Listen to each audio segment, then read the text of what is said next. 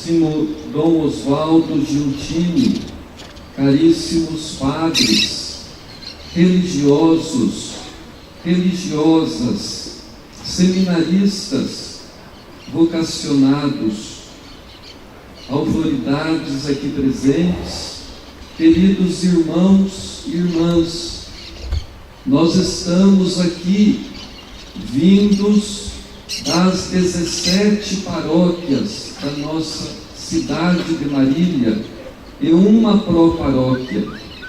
Somos diferentes, somos de famílias diferentes, e quem sabe até aqui no nosso meio existam irmãos nossos que vieram de outras cidades, que estão aqui celebrando conosco nesta noite. Somos todos diferentes, mas unidos no mesmo corpo, no mesmo sangue de nosso Senhor Jesus Cristo. O que nos une é a comunhão no corpo e no sangue de Cristo. Por isso eu quero pedir a vocês neste momento, façam um gesto de acolhida a quem está aí do seu lado.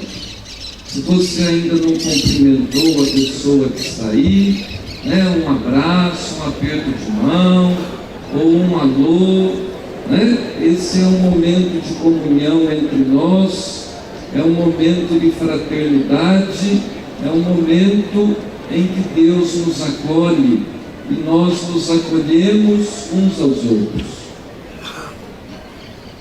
E agora eu quero pedir a vocês um agradecimento a Deus por esta tarde perfeita que Ele nos deu. Vamos dar uma salva de palmas para Jesus Cristo, a Deus nosso Pai, tanto nos ama, tanto nos quer bem.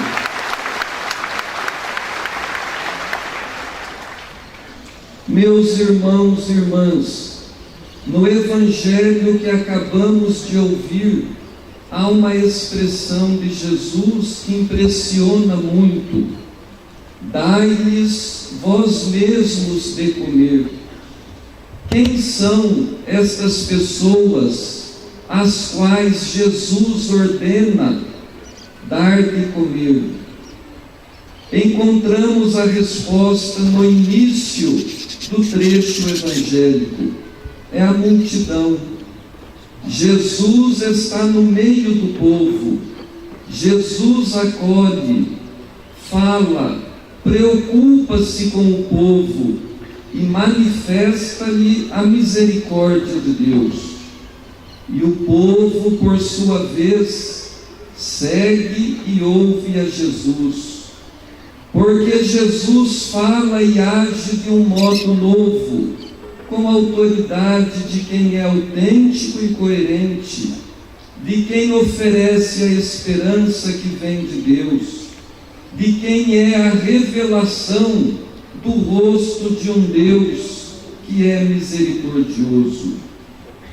Caros irmãos e irmãs, hoje a multidão do Evangelho somos nós.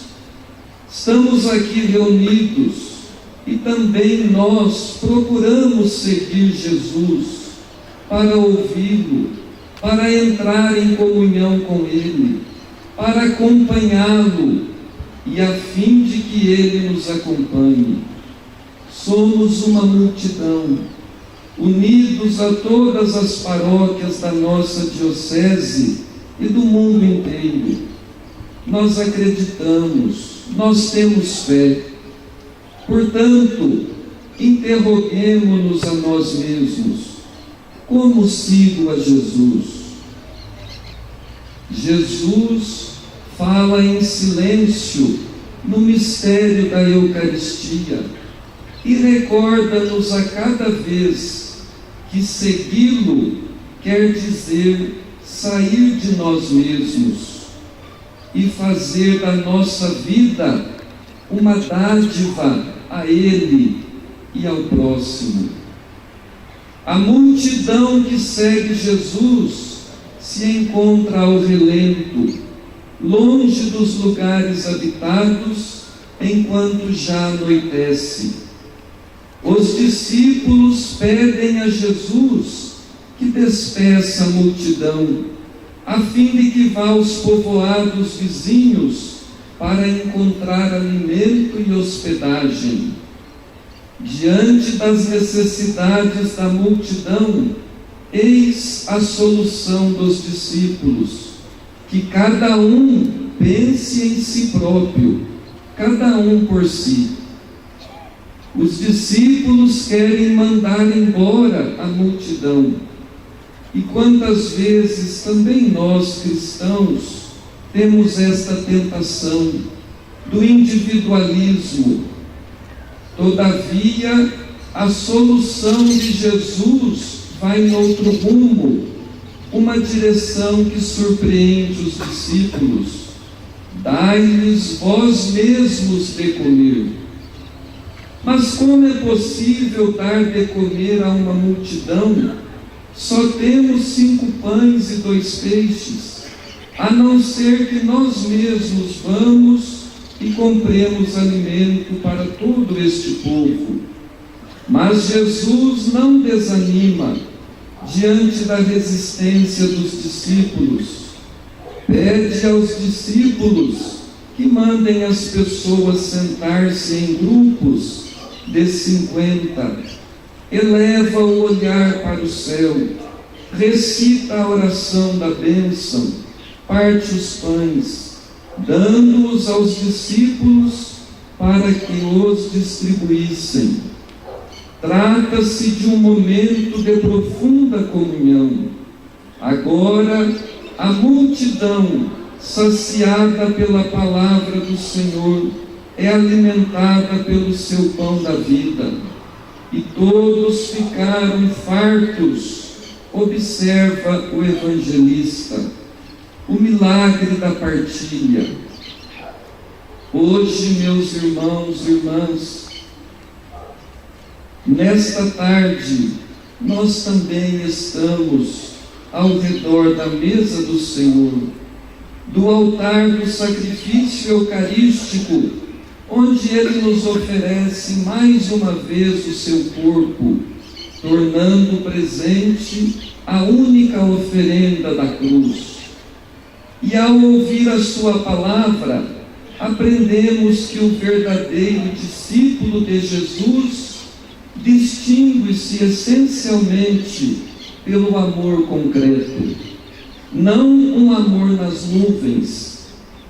Quem não é concreto e fala de amor, faz uma telenovela, faz um romance. Amar é belo, é o caminho para sermos felizes, mas não é fácil, é exigente, requer esforço. Esta é a dimensão concreta do amor. De fato, amar quer dizer doar-se. Dai-lhes vós mesmos de comer. De fato, nós devemos, como cristãos, seguir o Mestre, doar-nos, não somente coisas materiais, mas algo de nós mesmos, o próprio tempo, a própria amizade, as próprias capacidades. Olhemos para Cristo, que é imbatível em generosidade e misericórdia. Hoje, mais uma vez, o Senhor nos dá o pão, que é o seu corpo, e o vinho, que é o seu sangue. Ele faz de sua vida um dom. E também nós experimentamos a misericórdia de Deus para conosco. Uma misericórdia que nunca se esgota, uma misericórdia que não cessa de nos surpreender. Deus faz-se próximo de nós, humilha-se no sacrifício da cruz, entrando na morte para nos dar a sua vida. Vida que vence o mal, o egoísmo e a morte. Jesus entrega-se a nós, compartilha o nosso próprio caminho e faz-se alimento, o alimento autêntico que sustenta a nossa vida, inclusive nos momentos em que o caminho se torna árduo, quando os obstáculos diminuem nossos passos. Meus irmãos e irmãs, estamos vivendo um momento difícil na realidade brasileira. É um momento onde os obstáculos diminuem os nossos passos, nossos empregos. Os obstáculos diminuem, infelizmente, também no coração de muitos, a esperança. E os bispos do Brasil, reunidos em Aparecida, assim se expressaram: neste momento, mais uma vez, o Brasil se defronta com uma conjuntura desafiadora.